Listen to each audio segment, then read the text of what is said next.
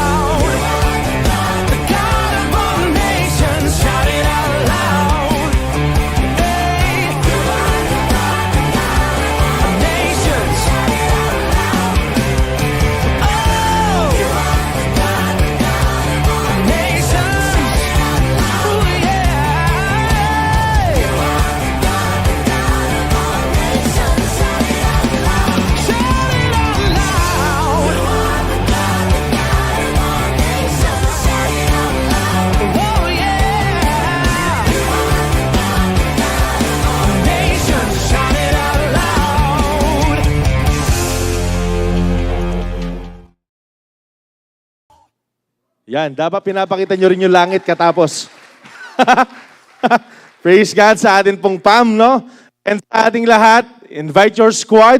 Kahit hindi siya ganun kahaba, kahit 2 hours lang. So, invite ninyo yung mga squad ninyo, yung mga tropa ninyo. Then, post natin yung Make Jesus Known Dance Challenge. Dance Challenge, yung sa ating, ano kasing title nun? Tell the World. Yan, Tell the World po yung music natin dun sa bandang bridge. Kung gusto nyo, yayain nyo si Kuya AJ para ganado din. Paborito ni Kuya AJ yan eh. No, ni Kuya AJ Gutierrez. So, yan once again. Kapag pinost po ninyo yan, instead of you posting yung mga walang kakwenta-kwenta, mga bagay sa mga social medias ninyo, gawa tayo ng trend ngayon. Ay, thank you, Atilin. Gawa ka ng trend, Atilin. Sinong ready nang gumawa ng trend para kay Jesus? Nag-amen kayo, ha? I-tag nyo yung Utopia 316 Foundation para ma-post din natin sa page natin at ma-share din po natin sa iba. Clear po ba tayo doon? Hey, clear po ba tayo doon? Alright, so tuloy-tuloy po tayo. Reminder lang pala din, ayan, dun sa nasabi ni Ate Jai kanina, regarding dun sa first fruits po, yung sa mga nagtatrabaho, it is equivalent to your 1-month salary. At sa mga nag-a-allowance naman po is yung 1-month allowance po ninyo, yun po yung equivalent ng first fruit po natin. Hindi po ito by force, but we are encouraging you to give. Why? Because we can never outgive God. At kung talagang mahal natin ang Panginoon, lalo na ngayon, mapag-uusapan po natin yan. Then yung sa mga t-shirts po naman, praise God. Sinong excited na magkakaroon na tayo ng 70th anniversary ng ating bahay-sambahan? Imagine, matanda pa yung church sa mga magulang ninyo. Sa mga magulang natin. Why? Isang dahilan lang kung bakit hanggang ngayon nakatayo tayo. Because God is faithful. And ngayon, sa lahat ng mga gusto mag-invite, andyan yung mga prizes. Sa mga kids naman, para po makapag-order tayo, let's make sure po, kapag nakaabot ng 50, tama Ate Jen? 50 na orders, doon po tayo magkakaroon ng kids sizes. So kung gusto ninyo, kung meron kayong mga kapatid, pamangkin, apo, ayan, invite natin sila na magkaroon or mag-order din para kapag naabot po yung 50 or more, mapang-order po natin yung mga kids sizes. Clear po ba doon? Alright. So, ano kasi yung series natin for this month? Worshiping God. Ano yung pinakauna? Okay, yung dito naman kasi yung dito sumasagot no? Yung pangalawa. Alam nyo, maraming magaling sa inyo. Ang sabi, worshiping God. Alam mo yung Worshiping God 100, tapos yung pinaka-title, si Ate Lynn na lang yung sumasagot. Worshiping God in a proper manner. So natutunan po natin yung mga bagay na yan. Yung next, worshiping God in the midst of crisis. Sino nag-apply na nito? Sinong merong pinagdaanan na instead na mag-complain siya, nag-worship siya sa Lord? At siguradong merong magandang impact yung ginawa po natin ngayon, na yun. And ngayong araw po na to, this is the last installment of our topic na pinamagatan po siyang Worshiping God in Sacrificial Giving. Pakisabi, Sacrificial Giving. Ayan, shout out lang sa mga nagsasabing prosperity teaching na naman to. Ayan, I hope makinig po kayo. Ako excited ko kanina. Ano bang gusto niya? Sabi ni Pastor Tinsayo, ano bang gusto ninyong ituro? Poverty or prosperity? Di ba? Pili lang tayo, pero ngayon, I hope lahat tayo dito, pagkatapos ng message na to, we will apply right away yung pag-uusapan po natin. Clear po ba tayo doon? Worshiping God in sacrificial giving, ang sabi po dyan, yung meaning ng sacrifice is ganito siya. Check natin. An act of slaughtering an animal or person or surrendering a position as an offering to God or a divine or supernatural figure. Ang sabi po dito, ito daw yung sacrifice. Ito yung sakripisyo. An act of slaughtering ng hayop, pagpapatay ng mga hayop, or person, pagsusurrender daw ng tao, or surrendering our possession as an offering to God. Ngayon pa lang, meron na akong tanong sa inyo. Palagay nyo, kaya nyong mag-surrender? Kaya ba kaya talaga nating mag-surrender? Ano kaya yung meron sa pagsusurrender na pag-uusapan po natin ngayon? And then, ang sabi po niya sa isang meaning niya, to suffer loss of, give up, renounce, injure. Masasaktan ka talaga dyan. Destroy, especially for an ideal, belief, or end. Yung pong synonyms niya, immolation, offering, or victim. Tapos yung Tagalog, pag-alay, pagsakripisyo, paghandog, pagpapasakit, pagpapakahirap, pagbubuwis ng buhay.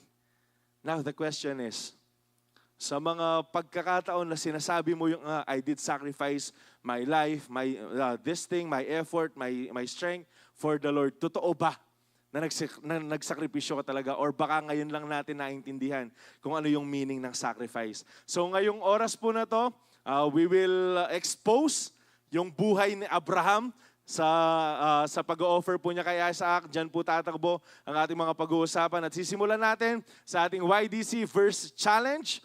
Ayan, ang sabi po sa Genesis 22, 1-2. Ano kasi yung gagawin natin sa YDC Verse Challenge natin? I-memorize. Forerunners, after ng service, pag nag-see you kayo, pa-memorize po natin yung last time na naging YDC Verse Challenge natin. Alright, ang sabi po dito, sometime later, God tested Abraham. He said to him, Abraham, here I am, he replied. Then God said, take your son, your only son, whom you love, Isaac, and go to the region of Moriah. Then sacrifice him there as a burnt offering on a mountain, and that I will show you. So imagine, para lang magkaroon tayo ng quick background, kung sino nga ba si Isaac, siya yung pinangako ng Panginoon kay Abraham at kay Sarah. Kuya Zap, sige, pinangako siya ng Panginoon. Gaano siya katagal hinintay? Dito yung tingin. Abraham waited sa pangako ng Panginoon na sa Isaac for 25 years. Meron na ba nakapaghintay ng 25 years dito? Meron na? Wala ba? Wala pa, baka wala pa 25 sa atin dito 23 pa lang ako So, imagine, ang tagal niyang hinintay yung promise na to. Ang tagal niyang naghintay sa Panginoon, nagpuri sa Panginoon, tapos ang sasabihin ng Lord sa kanya, Abraham, i-offer mo sa akin yung anak mo. I-offer mo si Isaac sa akin. Ang sabi pa niya dyan, take your son, your only son, whom you love. Ibigay mo sa akin yung treasured possession mo.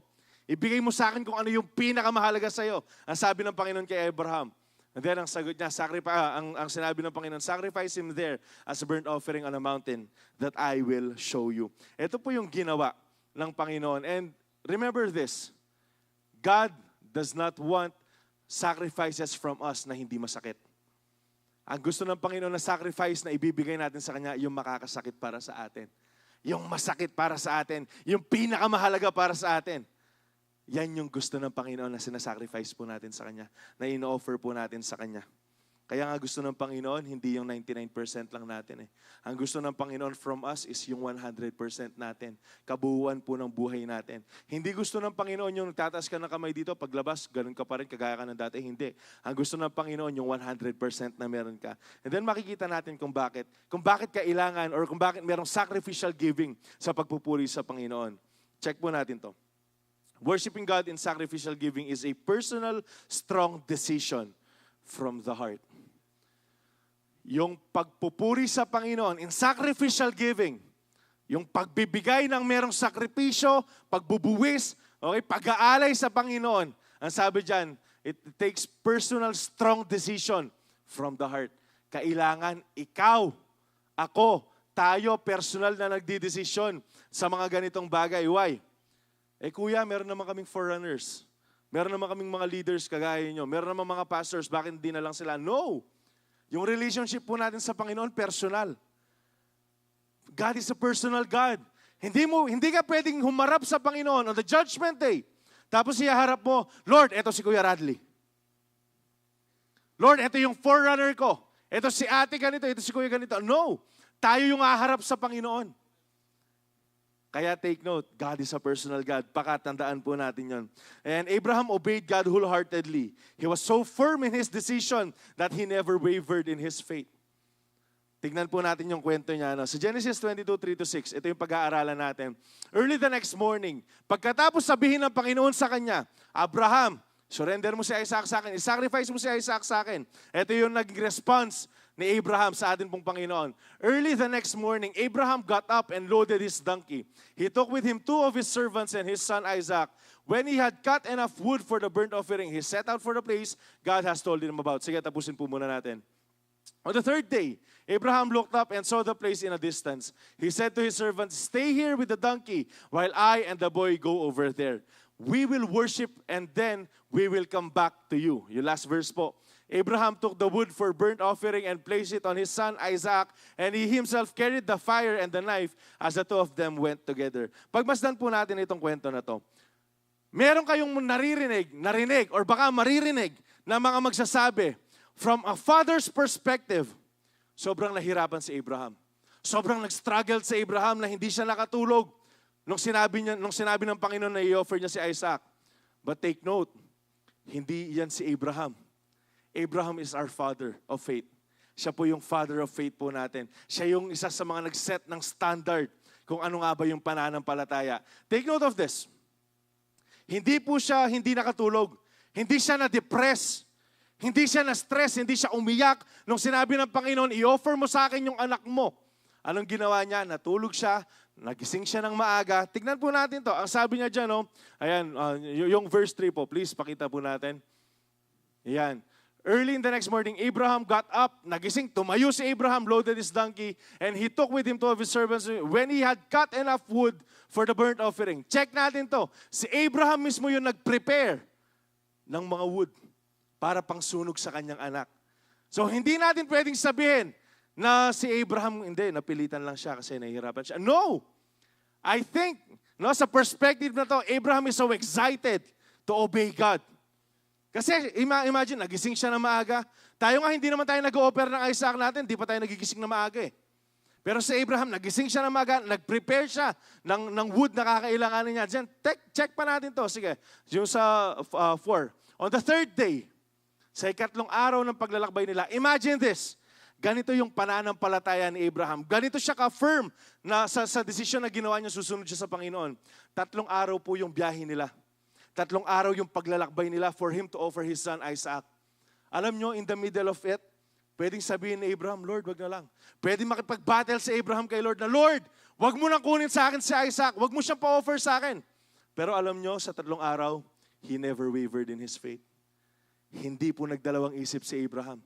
Bakit? Kasi he made the decision that I'm gonna obey God fully. I'm gonna obey God wholeheartedly. Sumunod po si Abraham. Sa 3 days po na biyahe nila, sa 3 days na paglalakbay nila, pwedeng merong gumugulo sa kanya. Pwedeng merong mga bumubulong sa kanya na wag na lang. But he is firm in his decision. Tayo kaya, baka mabigyan lang tayo ng konting pagkakataon, tatalikuran po natin ng Diyos. Ang sabi dyan, no? Check natin ito naka-highlight sa bandang tauli. Yung we will worship and then we will come back to you. This is the faith of Abraham. Ang sabi niya sa mga servants niya, di ba nagsama siya ng dalawa. Nung nakita na niya from a distance, ang sabi niya sa servants niya, dyan lang kayo, hintayin niyo kami dyan. Kaming dalawa ng anak ko, magpupuri kami sa Diyos.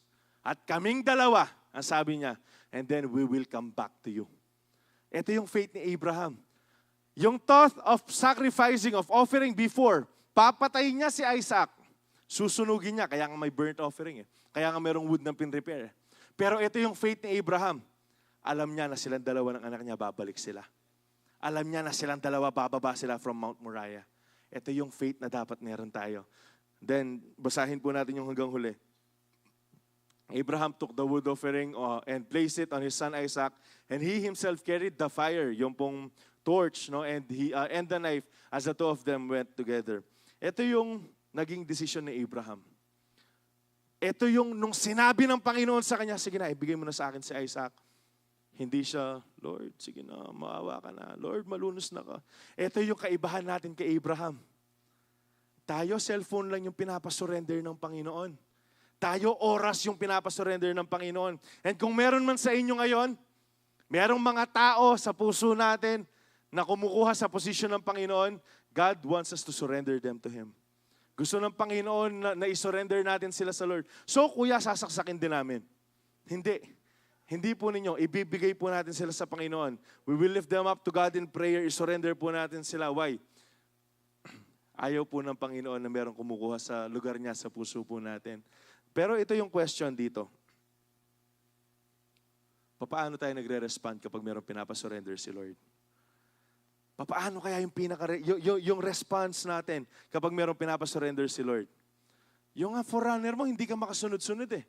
Oh, estudyante ka pa. Oh, bawal pa. Oh, minister ka. Bawal pa yung mga ganyan-ganyan.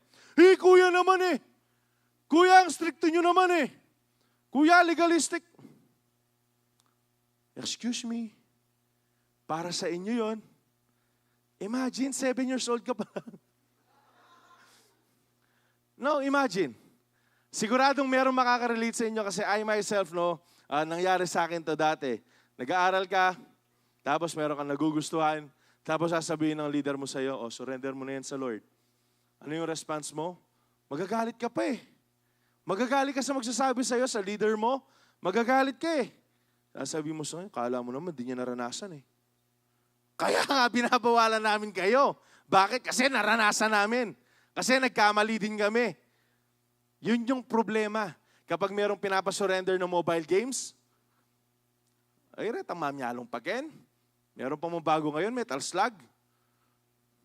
Sa mga naglalaro pa ng mobile games, tapos sinabihan na kayo ng mga forerunners ninyo, sa mga addict sa social media, tapos alam nyo, hindi naman kami nagkukulang sabihan kayo. Even yung mga forerunners nyo, sigurado sinasabihin kayo. It's how you respond. Ang tanong, anong mas mahalaga? Yung bagay na yan o yung Panginoon sa buhay mo? Ikaw yung pipili. Tayo yung magdidesisyon. Hindi natin pwedeng i-front ulit yung forerunner natin. Hindi, kuya, sabi kasi ni ganito, okay lang. No. Lahat ng kumukuha sa posisyon mo, sa puso mo, sa posisyon ng Panginoon sa puso mo, rather, dapat nating i-surrender po yan. Ang tanong, gaano tayo ka-willing? Uulitin ko lang, Abraham, hindi siya na-depress. Abraham, hindi siya naglungkot-lungkutan. Si Abraham, excited siyang sumunod sa Panginoon. Tayo kaya? Tayo kaya? Pangalawa, yung sa New Testament naman, baka akala nyo yung pagbibigay, puro Old Testament lang eh. The Macedonian churches, yung sacrifice na ginawa po nila. Nabanggit na natin to a couple of weeks ago, pero babasahin lang natin sa 2 Corinthians 8:1-5. Ang sabi dito, and now, brothers and sisters, we want you to know about the grace that God has given the Macedonian churches. In the midst of a very severe trial, their overflowing joy and their extreme poverty, welled up in rich generosity. Sige, basahin po muna natin ulit. For I testify that they gave as much as they were able and even beyond their ability, entirely on their own. They urgently pleaded with us for the privilege of sharing in the service to the Lord's people. Last verse, sabi dyan, and they exceeded our expectation. They gave themselves first of all to the Lord and then by the will of God also to us. Tignan natin yung ginawa ng Macedonian churches. These people are experiencing severe trial. Naghihirap po sila. Merong famine, possible. Merong nangyayaring hindi maganda kung nasaan sila sa Macedonia. Pero ang sabi dito, in the midst of a very severe trial, meron pa ring overflowing joy. Meron pa ring kagalakan sa puso nila. Meron pa ring ganitong special sa puso nila na hindi kagaya ng ibang churches before. The question is, sa atin kaya, kapag nandun na tayo sa severe trial, andyan pa ba yung kagalakan sa puso natin? Or baka happy-go-lucky lang tayo. Wala, go-go lang ng go-go. Chill lang ng chill. Sabay lang ng sabay. Pero kapag may problema na, wala na naman. Nagsishrink na naman tayo. Nawawala na naman tayo sa eksena. Ang sabi dito, and their extreme poverty. Merong kahirapang nangyayari dun sa panahon nila. Ang tanong, sino dito yung nakakakain 3 beses sa araw? Magtaas ng kamay. Check lang natin. Kuya Zab, naka-intermittent fasting ako. Once a day lang kumakain. Yaman. Papayat yarn. Alam nyo, the very fact na meron kayong sinusuot, meron kayong mga bagong gamit, na nakakakain kayo, na nakakapagkape pa kayo, ang ibig sabihin, wala tayo dun sa extreme poverty. The very reason na meron tayong damit na sinusuot ngayon, wala tayo dun sa extreme poverty. Meron pa ring provision na binibigay ang Lord sa atin. But imagine this. Hindi natin sure, baka nga hindi na kumakain to ng 3 beses isang araw. Itong mga tao na nandirito. Pero tignan nyo yung equation na nagkaroon sila, no? Merong severe trial, plus merong overflowing joy, plus merong extreme poverty. Ano yung kinalabasan? Rich generosity. Hindi sila nagdamot. Hindi po nila, yung ano lang yung meron sila, hindi nila tinago para sabihin nilang, hindi, last na to eh. Sa akin na lang to, sa amin na lang to ng family ko. Hindi, what they did, ang sabi po dun sa following verse, they gave more than what they could. Binigay nila yung mga higit sa makakaya nila. Ang sabi dyan, beyond their ability, entirely on their own. Nagdesisyon sila na magbigay. Alam nyo yung pagbibigay, decision yan eh. Decision yung pagbibigay. Ang kaso sa atin, Kuya Zap, di mo naman kasi naintindihan, bata pa ako eh. Kaya nga tinuturuan namin kayo eh. Sa kabataan natin, mag-start na tayong magbigay. Para mas maaga nating maranasan yung pagpapala ng Panginoon sa buhay natin. Tignan natin to. They urgently pleaded with us. Nakiusap sila. Hindi, tanggapin nyo itong ibibigay namin. Anong sabi niya? For the privilege of sharing in the service of the Lord's people. They saw that giving is a privilege, not a burden. Nakita nila yung pagbibigay, malaking privilege siya para makatulong sa ibang tao. Hindi para sa sarili nila. Yung Macedonian churches are one of the perfect example ng mga selfless na tao. Pero hindi sila kabudlang nagbigay. Ano yung Kuya Zap? Napag-isipan lang nila tapos nagbigay na sila? Hindi. Ito yung sagot kung bakit nila nabigay ng lahat na meron sila. Check po natin yung verse 5. Yung verse 5, ayan. They exceeded our expectation. Ito yung dahilan kung bakit nila nabigay yon. They gave themselves first of all to the Lord and then by the will of God also to us. Una, sinurrender nila yung buhay nila sa Panginoon. Ang tanong, sino dito yung nag-surrender na ng buhay sa Lord? Magtaas ng kamay. Real talk? Real talkan lang tayo. Kung talaga sinurrender mo yung buhay mo sa Panginoon, money is not an issue. Yung pera is not an issue. Pastor, tignan mo na, prosperity gospel na naman kayo. Tignan mo, puro pera na naman kayo. Pambihira, para sa atin to. Para, sa mga galit na galit, sa usapang pagbibigay, sa mga galit na galit, sa mga usapang tithes, offering, first fruit. Kuya Zap, first fruit na naman yan. Puro pera na naman yan. Alam nyo, ang sabi dito, the Macedonian churches, they give themselves first to God. Hindi na nila tinignan yung sarili nila. Hindi na nila iniisip yung sarili nila. Ang inisip nila ito para sa Panginoon. Bakit? Kasi binigay nila yung sarili nila sa Diyos. Uulitin ko lang, kapag binigay mo yung sarili mo sa Diyos, yung sarili mo wala na. Tatanggalin mo na yung I dun sa picture. Wala na dapat si self dun sa picture. Kuya, kapag binigay ko lahat, paano kung magkakape? Exactly the point. Mas mahal mo yung kape kaysa sa Panginoon. Real talk, mas mahal mo yung kape kaysa sa Panginoon. Bakit? Ang sabi dito sa pangalawa, worshiping God in sacrificial giving is offering the best of what you have. It is offering the best that we have. Pero ang problema, dito tayo nagkakatalo-talo. Kapag tithes and offering, nagsi-CR tayo. Kapag bigayan, hindi tayo bumubunot para sa Lord. Hindi nakaprepare yung para sa Lord. Pero kapag kape na yung usapan, kapag walang pang kape yung kasama mo, brother, I got you. Sis, ako nang bahala. Next ka na lang. Ano bang meron sa kape na wala sa Diyos? Ano ba na ibibigay sa iyo ng kape na hindi kayang ibigay sa iyo ng Diyos? Bakit mas mahal mo yung kape kaysa sa Diyos? Real talkan lang tayo ngayon. Kasi, paano ko nalaman to? Palaging kape. Palaging kape. Ano bang meron sa kape na yan? Starves? Kapag hindi mo kakatigil sa starves na, mag-starve ka talaga. Bars. If we really want to worship God in sacrificial giving, we need to offer what's the best for us. Yung the best na meron dapat tayo. Hindi yung latak-latak. Nakakahiya tayo sa Panginoon. God knew that Abraham's greatest treasure was not his wealth, but his beloved son.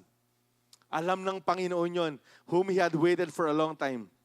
Like Abraham, God wants our best to be given to him. This is a proof that we place our highest value on God above all else. Kaya nga, check natin to. Kung pinagagastusan mo yung sarili mo, walang mali dyan.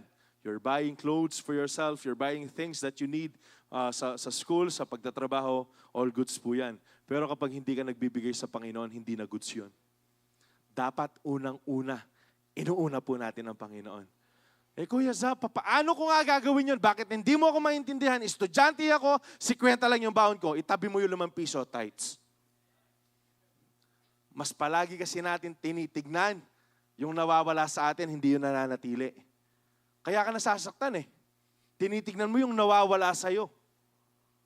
Imagine, 100 pesos. Tuturuan lang namin kayo. Basic math. Multiplication pa ka rin. Multiplication. Addition. Basta, math. Search nyo na lang kung ano sa math. Imagine, meron kong 100 pesos. Anong malaki? 10, yung 90. Sino nagsabi 10? Hindi, kuya, yung 10 kasi medyo malaki siya. Anong malaki? Yung 10, yung 90. Bakit mo pilit na tinitignan yung 10 piso para sa Diyos yan? Alam nyo, yung 10%, actually, sa ano lang yan sa una lang yan. Standard lang na sinet para hindi tayo mawala. Kung hindi pa kayo nakakapag-tithe, simula ngayon, mag-tithes na kayo. Kuya Zap, paano yung gagawin ko? Pagkuha mo ng baon mo, bukas, meron ba pasok bukas? Holiday bukas na Sunday pa pala bukas. Monday, holiday. Monday, tawa kayong tawa eh. Monday, holiday. Wala kayong baon, syempre. Tuesday, binigyan kayo ng baon. Mapa 50, 20, 30, 40, 50, 60, 70, 80, 90, 100. Ang gagawin natin, itabi agad natin yung 10%. Anong gagawin natin? Ito para sa Lord to. Kailangan ngayon pa lang matuto na tayo. Ngayon pa lang, masanay na tayo. Kuya, di naman ako nag-aaral. Kung ano yung natatanggap mo, itithes mo. Kung meron nag-bless sa'yo, itithes mo. Palaging ganun yung gagawin po natin. Huwag tayong magpaka-selfish. Kung talagang si Jesus yung number 1 sa puso natin, yung tithes hindi na siya mabigat. Pakatandaan po natin yan. Abraham had faith in God's ability to provide his offering. Sabi dito, check natin. Itutuloy lang natin yung kwento. Genesis 22:7-8. Isaac spoke up and said to his father Abraham. Nagtanong na si Isaac. Okay?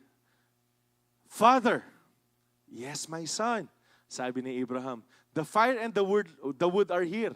Nandito na yung apoy, nandito na yung wood na pangsunog. Isaac said, but where is the lamb for the burnt offering? Asaan yung o-offer natin sa Panginoon para pag-worship sa Lord? Asaan yung susunugin natin? Asaan yung papatayin natin para i-offer sa Lord? Abraham answered, ito yung sinagot ni Abraham, God Himself will provide the lamb for the burnt offering. Ang Panginoon mismo yung magbibigay na kakailanganan nating i-offer sa Kanya. My son, and the two of them went together. Baka check natin to. This time, itong moment na to, sabi nga nung nag-meeting kami, no, wala pang Bible si Abraham that time. Ang meron lang siya yung pangako ng Panginoon sa kanya. And this very moment, wala pang nakita si Abraham ng resurrection. Wala pang pinakita si Lord kay Abraham that time na merong namatay tapos binuhay niya. Wala siyang ganong history. Wala siyang ganong knowledge. Pero anong meron si Abraham? Faith niya kay faith niya kay Lord. Faith niya po sa ating Panginoon. Imagine, yung una pa lang na kinausap niya yung mga servants niya, dyan lang kayo, mag-worship kami. Pero bababa kami ng anak ko pagkatapos. Tapos ito yung sinagot niya kay Isaac na anak niya. Tinanong ng anak niya, Tay, Papa, Daddy, asaan? Asaan yung isa-sacrifice natin? Jehovah Jireh, the Lord will provide. Magpo-provide ng Panginoon. And ito yung meron dapat tayo. Kapag usaping pagbibigay, kapag merong gustong ipasurrender sa atin ng Panginoon, lalo na yung pera, actually, para lang maset natin yung maayos na standard, yung material na bagay, yung pinakamaliit na blessing. Naniniwala ba kayo doon? Yung material, yung pera, yan yung pinakamaliit na blessing. Kaya nga last Wednesday sino dito yung nasa prayer meeting last Wednesday? Anong pinagawa ni Pastor Alex? Kuha ka sa pitaka mo, tapos ibigay mo sa kanan mo. Makatanggap or hindi, basta ibigay mo sa katabi mo. Pero alam nyo, makakatanggap ka Ibabalik at ibabalik ng Lord Ako meron akong binigyan 100. 20 pala mo muna. 20. Tapos merong nakatanggap na 100. Yun nga sa harap ko Hindi ko na lang sasabihin kung sino, Neckley. Kulay yung blue nga tanggap do. Kasi ganun mag-bless ang Lord Sumunod sila Nung sinabi ni Pastor Alex, kumuha kayo sa pitaka nyo, magbigay, may miyelo. Nagbigay sila. Yun nabalik sa kanila, 1 cow. Pero alam nyo, kapag si Lord yung nagbalik, it's more than that. It's really more than that. Alam nyo, since nandito tayo sa Make Jesus Known movement, nandito tayo sa ginagawa nating trend, yung mahalin natin si Jesus, ipakilala natin si Jesus sa mundo, instead of you magkakape ka, bakit hindi mo na natin surrender yung kape? Ano lang to? Hindi ko nilalahat, no? Try nyo lang. Sa mga tao na masasabi ninyong addict na kayo sa kape, shout out sa inyo. Bakit hindi natin i-surrender yung kape natin?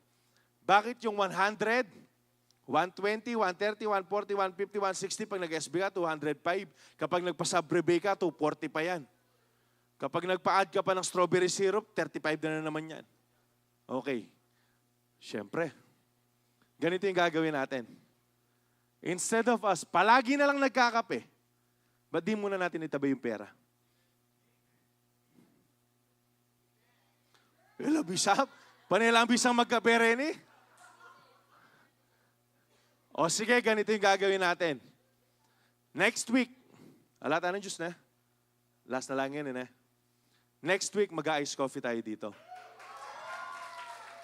Pero, yung mga palaging nagkakape, itabi nyo muna yung pangkape ninyo. Okay lang po ba yun?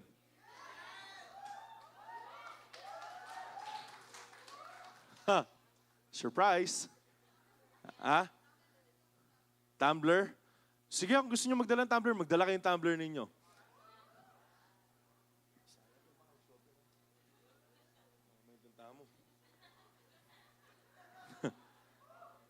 Hindi, bakit? Para lang ma-check talaga natin sa 1 week, mas mahal ba natin yung kape or si Jesus? Kailangan lang natin i-assess yung mga sarili natin. Bakit ang hirap sa inyong isurrender yung kape? Paano kapag sinabi ni Lord, yung tao na meron ka ngayon, isurrender mo sa Kanya? Paano yung ka-MU mo ngayon, yung ka-fling mo, yung ka-chat mo, yung Paano kapag sinabi ni Lord na, sige, surrender mo na? Paano kapag sinabi ni Jesus sa'yo na, anak, hindi pa oras? How willing are we to surrender our Isaac to the Lord? Alam nyo kung ano yung Isaac natin? Yan yung pinakamasakit. Yan yung pinaka-tinitreasure natin. Gaano ka ka-willing ibigay yung Isaac mo para sa Panginoon? Gaano ka ka-ready na i-prove sa Lord na, Lord, kagaya ni Abraham, kagaya ni Amang Abraham, willing akong ibigay ng lahat ng meron ako sa'yo.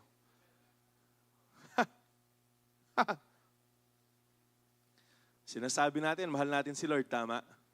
Ba't di natin binibigay yung best natin?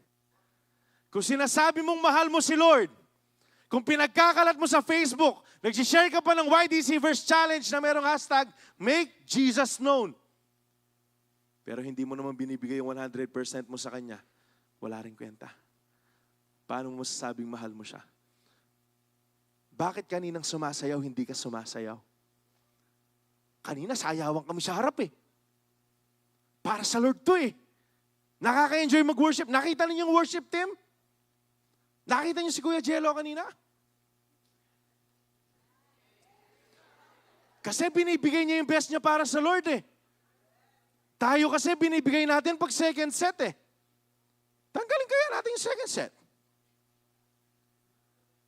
Ito yung problema. Binibigay lang natin yung best natin kapag feel lang natin.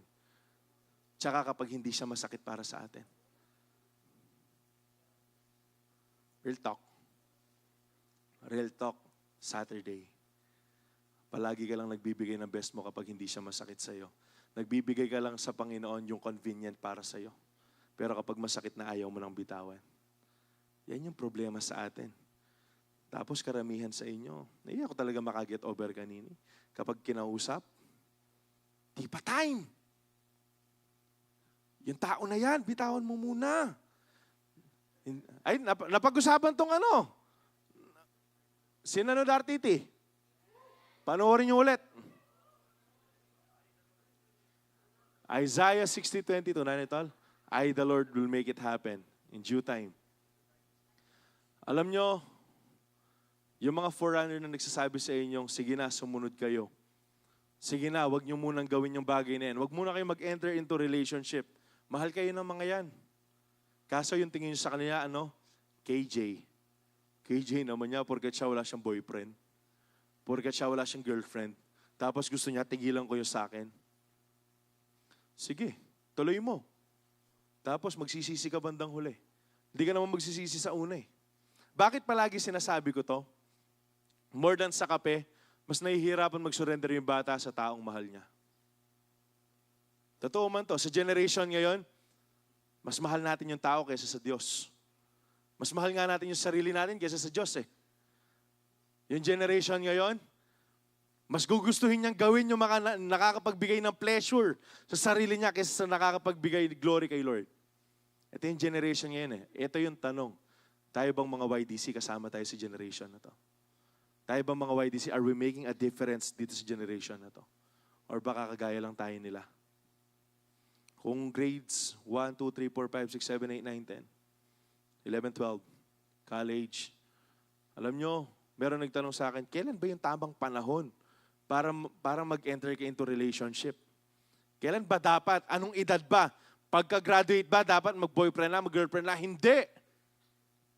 Hindi ka pa nga nagtatrabaho eh. Gusto mo, Alam nyo, pwede na kayo mag-enter sa relationship pag ready na kayo magpakasal. Pag ready na ba kayo magpakasal? Di pa? O di tumigil kayo. Actually, sa lahat ng panahon, pwede naman eh. Ang tanong, tama ba?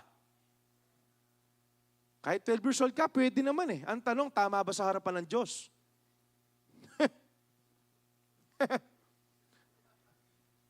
Giving to God should not be a burden. Ay, hindi. Sabi sa 2 Samuel pala, 24:24. But the king replied to Araunah, si David to, if I'm not mistaken, no, I insist on paying you for it. Binibigay na lang sa kanya yung threshing floor. Libre na lang. Meron pang kasamang offering to. Meron pang kasamang mga something to in between. Ang sabi, but the king replied to Araunah, no, I insist on paying for it. I will not sacrifice to the Lord my God burnt offering. That cost me nothing.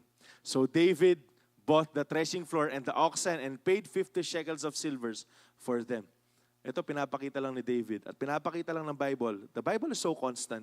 From Old Testament to New Testament, ang gusto ng Panginoon yung best yung best na nagmumula sa atin. Ayaw ng Panginoon yung latak-latak. Alam niyo bakit? Kasi binigay niya sa atin yung best niya. Ito yung nakakalimutan natin.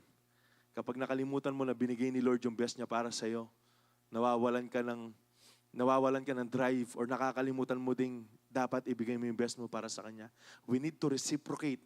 Though hindi natin mahihigitan yung ibinigay po ng Panginoon sa atin, but hanggang ngayon, habang nabubuhay tayo, bakit hindi natin ibigay yung buhay natin sa Kanya? Bakit hindi natin ibigay yung best natin para sa Kanya? Bakit palaging latak-latak? Bakit kapag sinabing worship, pinag-uusapan natin, last installment na to.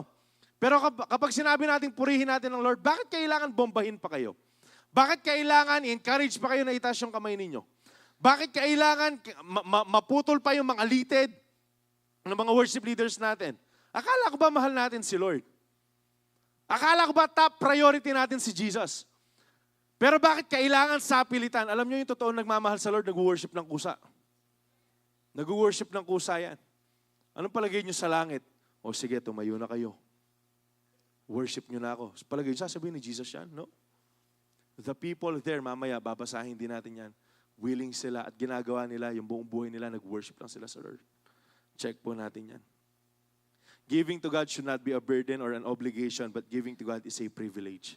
Kagaya po na nabanggit kanina. Pribilehiyo. Kapag tinignan mo na burden na yung binibigay mo sa Lord, bibigat na yan. Magbibilang ka na. Palagi na lang ako nagbibigay. Meron ng tithes, meron ng offering, meron ng first fruit, meron pang I love Jesus, meron pang ganito, ganyan. I love Jesus. Happy birthday, Jesus. I love Jesus, Alam nyo, sabi nga, kapag nag-start ka na magkwenta, napapagod ka na. Tinitignan mo na yung sarili mo ulit. Sabi sa 1 Chronicles 29:14 and 18, na 16, but who am I and who are my people that we should be able to give you generously as this? Everything comes from you and we have given you only what comes from your hand. Anong meron tayo na galing sa sarili natin? Anong pagmamay-ari mo ngayon na dahil sa'yo kaya meron ka? Wala. Nihininga mo, hindi galing sa'yo Baho nga niyan Yung sinusuot mo, hindi naman galing sa'yo yan Lahat ng meron tayo, even the skills, the talents that we have, it came from God. Hindi po siya sa atin. Sabi ng verse 16, Lord our God, all this abundance, ito yung best na meron sila, that we have provided for building you a temple for your holy name comes from your hand, and all of it belongs to you. Yung mindset na meron dapat tayo para hindi tayo mahirapan sa pagbibigay, Lord, walang meron sa akin na hindi galing sa'yo.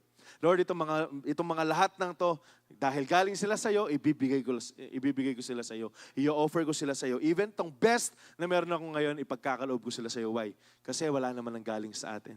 The very moment na sinabi mong hindi. Kaya ako nandito sa position ko ngayon kasi magaling ako. Kaya ako nakatayo, nag-aaral sa prestihiyosong paaralan kasi skilled ako, intelligent ako, ganito ako, ganyan ako. Babagsak ka. Babagsak ka. Uulitin ko lang, walang bagay na nanggaling sa'yo. Walang bagay na nanggaling sa atin. Kaya wala tayong pwedeng ipagmalaki sa Diyos. YDC. Lahat ng meron po tayo galing sa Diyos, kaya wala tayong karapatan na magmalaki kung anong meron po tayo. Nakuha po ba natin yan? Nakuha po ba natin? Nakita niyo yung lyrics kanina? Nakita niyo yung lyrics kanina? What can we give that you have not given? What do we have that is not already yours? Why? Because everything that we have and all that we are, galing po sa Diyos yan. Galing lahat sa Panginoon yan. Ang tanong, dito lang sa point number 2, gusto ko lang kayong tanungin, are you willing to offer your Isaac to God? Handa ba kayong i-offer yung mga Isaac ninyo sa Panginoon? Third, this is the step of faith to God's promises. Ito yung step of faith daw. Ito yung kailangan natin, sacrificial giving, para makapunta tayo dun sa promise po ng Panginoon. Abraham remained strong Abraham's faith remained strong, and he was about to kill Isaac when the Lord stopped him from slaying his son with a knife. Because of his obedience to God, he received what God promised. Yung verse po natin, pakita natin sa Genesis 22:9-12. When they reached the place God had told him about, yung Mount Moriah. Trivia lang pala, yung Mount Moriah is yung Jerusalem. Wala, nasabi lang din sa amin. Abraham built an altar there and arranged the wood on it. He bound his son Isaac and laid him on the altar on the top of the wood. Then, he reached out his hand and took the knife to slay his son. Ito yung senaryo. Nakaakyat na sila dun sa tuktok ng bundok, kung saan sila pinapapunta ng Panginoon. Tinali ni Abraham si Isaac. Nakaset na yung wood, tapos handa na niyang saksakin si Isaac. Why? Kasi gusto niyang i-offer yung anak niya. Ito yung gusto ng Panginoon. Pero check natin yung verse 11. But the angel of the Lord called out to him from heaven, Abraham! Abraham! Here I am, he replied. Do not lay a hand on the boy. Huwag mong sasaktan yung bata. Do not do anything to him. Now, I know that you fear God because you have not withheld from me your son, your only son. And another trivia. Dito po sa verse 11, but the angel of the Lord, okay, ang nagsasabi po dito, hindi lang siya basta anghel. Ang Panginoon po to. Why? Kasi ang sabi dun sa verse 12, you have not withheld from me. So yung nagsasalita dito yung angel. So basically, this is God. Yung angel po dito sa verse po na to. Wala, trivia lang din. Pero check natin yung obedience ni Abraham. He is there to the point na sasaksakan niya yung anak niya because ito yung gusto ng Panginoon sa kanya. Pero ito yung greatest blessing na ginawa ng Panginoon. Huwag mo siyang sasaksakin. Huwag mo siya sasaktan. Ngayon nakita ko ang sabi ng Panginoon na willing ka talagang ibigay yung anak mo sa akin. Ituloy lang natin sa 22:15-18. Ayan. Yung next verse po natin. Ang sabi dyan, the angel of the Lord called to Abraham from heaven a second time and said, I swear by myself, declares the Lord, that because you have done this, because he obeyed God and have not withheld your son, your only son, next verse please, I will surely bless you. Imagine, this is God speaking. Alam nyo, sigurado ako, ito yung ina-assure kita. Ito yung sasabihin ko sa iyo, pagpapalain kita. And make your descendants as numerous as the stars in the sky and as the sand on the seashore. Your descendants will take possession of the cities of their enemies, and through your offspring, all nations on earth will be blessed because you have obeyed me. Ito yung blessing ng obedience. Ito yung pagpapalang ibinigay ng Panginoon kay Abraham. Imagine, I will surely bless you.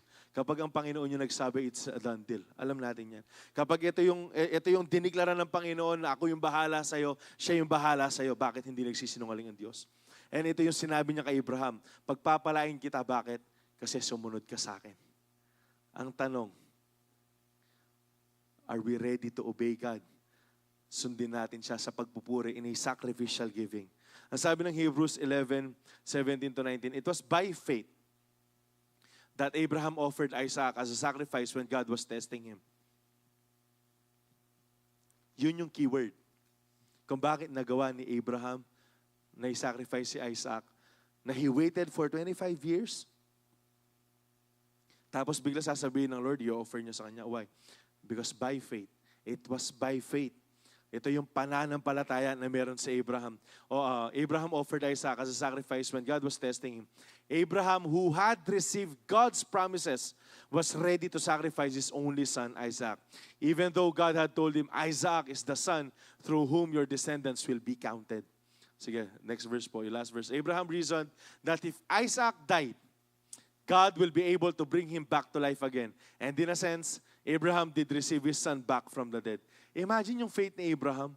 Ito yung pananampalataya ni Abraham na I hope, no, sa ating lahat ng mga anak ng Diyos magkaroon po tayo. Ito yung pananampalataya na mawala man si Isaac, alam kong ibabalik siya ng Diyos. Alam nyo, kung bakit gusto ng Panginoon na mag-surrender tayo ng mga Isaac natin? Para ibigay niya yung the best para sa atin. Ito lang naman yung gusto ng Panginoon eh. Kaso tayo yung umaayaw. Why does God wants us to surrender yung pinakamasakit, yung pinakamahalaga, yung pinaka-best natin? Because He wants to bless you rather. Gusto Kanyang pagpalain. Tayo gusto lang natin ng pagpapala, pero ayaw natin mag-surrender. Ito yung mahirap ngayon. Gusto lang natin yung mga blessings, pero ayaw nating sumunod sa Lord. Ayaw nating ibigay yung mga nararapat para sa Panginoon. Hebrews 6:15, and so after waiting patiently, Abraham received what was promised. Napag-usapan din natin to last Thursday. Ano nga ba yung talagang meaning ng waiting? So kapag naghihintay ka, uupo ka na lang, manonood ka na lang ng Netflix, mag-chill ka na lang. Hindi. Ano ba yung meaning ng waiting? Pagsiserve sa Lord. Pag-o-obey sa Lord. Pagpupursue ng righteousness. Yan yung waiting. Hindi po totoo na yung waiting, wala ka nang gagawin, uupo ka na lang. No. That's not waiting. Katamaran yun.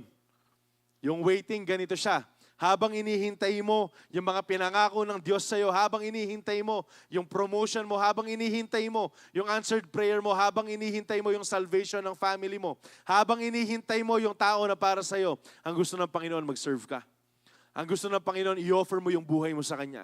Ang gusto ng Panginoon, ibigay mo lahat para sa Kanya. This is the real waiting. Ito yung totoong paghihintay po natin. Sabi ng Hebrews 10:36, you need to persevere so that when you have done the will of God, when you have done, kapag ginawa mo yung will ng Panginoon, ano ba yung will ng Panginoon? Yung nasa Bible. Yung nakasulat po dyan. Then, ang sabi niya, you will receive what He has promised. Ang tanong, who's ready to give sacrificially to the Lord? Salamat sa 8 nag-amen. Ang tanong, sinong handa na magbigay sa Lord ng lahat-lahat na meron siya? Alright. Mag-review lang tayo, worshiping God in sacrificial giving, personal, strong decision from the heart. It is the offering, the best of what you have, and the step of faith to God's promises. Sabi dito sa Revelation, check natin to. Dito muna yung tingin. Huwag nyo muna tingnan yung mga communion ushers natin. Ang sabi dito, then I looked again, and I heard the voices of thousands and millions of angels around the throne of the living beings, and the elders, and of the living beings, and the elders. And they sang in mighty chorus, worthy is the Lamb who was slaughtered. Sa ibang salin, worthy is the Lamb who was slain to receive the power, riches, wisdom, strength, honor, glory, and blessing. Imagine, ito yung ginagawa ng mga anghel. Ang sabi niya, hindi lang sila libo-libo, but they are millions of angels, and even the elders na nasa kalangitan. Ano yung ginagawa nila? They are worshiping God. Ang sabi niya, He is worthy to receive the power, the riches, wisdom, strength, honor, glory, blessing. Kuya Zap, wala bang ganyan si Lord doon? Eh, di ba galing lahat kay Lord dyan? Exactly. Alam niyo ba, hindi naman kailangan ni Lord yung mga worship natin. Kahit hindi natin purihin ang Panginoon, Diyos pa rin siya. Mananatili siyang Diyos. Pero ang gusto niya, pinupuri natin siya. And hindi gusto ng Panginoon, sa lahat ng napag-usapan natin, this whole month, hindi gusto ng Panginoon ng mga latak-latak na worship. Hindi gusto ng Panginoon yung sakto lang na worship. Ang napag-usapan natin, tinuruan tayo in spirit and in truth, yung proper manner, yung worship in the midst of crisis, and even tong sacrificial giving. Ano sinasabi ng Panginoon? Itong buhay na meron ka, yan yung worship para sa Lord. Itong buhay na meron tayo, yan yung worship para sa Lord. Yan yung tunay na worship if we are living according to His will. Now the question is, ready ka na bang mag-worship talaga sa Lord? Ready ka bang ibigay lahat para sa Panginoon? Lahat ng meron ka. Even yung pitaka, kasama po dyan. Hindi totoo na sa generation po natin, hindi na uso yung tithes, hindi na uso yung offering. Gusto ng Panginoon na sumunod po tayo sa Kanya. Pero ang tanong, willing ka bang sumunod sa Kanya? Tanungin mo yung sarili mo, mabilis lang. Willing ba talaga akong ibigay yung best ko para sa Lord? Alam nyo kung hindi, baka hindi pa tayo nag-surrender ng buhay natin sa Panginoon. Kung hindi pa tayo willing ibigay ang lahat ng meron tayo sa Kanya, baka hindi ka pa nag-surrender ng buo. But if you are willing, kung sobrang willing ka na ibigay yung best mo para sa Panginoon, tumayo ka. Let's worship the Lord. Hallelujah. Ang sabi dito dun sa last natin, worship is our response to God for He is and for all that He has done for us. Ito daw yung worship. It is our response to God. Sa lahat ng mga nangyayari sa buhay natin, our response should be worship. And He has given us His very best. And let us reciprocate His love by worshiping Him with our best worship. Uulitin ko lang, worship hindi po siya nasa-sum up sa pagtaas ng kamay. Hindi siya nasa-sum up sa pagkanta, sa pag-iyak, pero kung paano tayo namumuhay. Now, uulitin ko lang, ready po ba tayong isurrender yung mga Isaac po natin sa Panginoon? Handa ka ba na ibigay yung pinakamasakit mo para sa Diyos? If yes, praise God.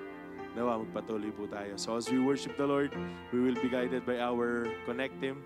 Pero habang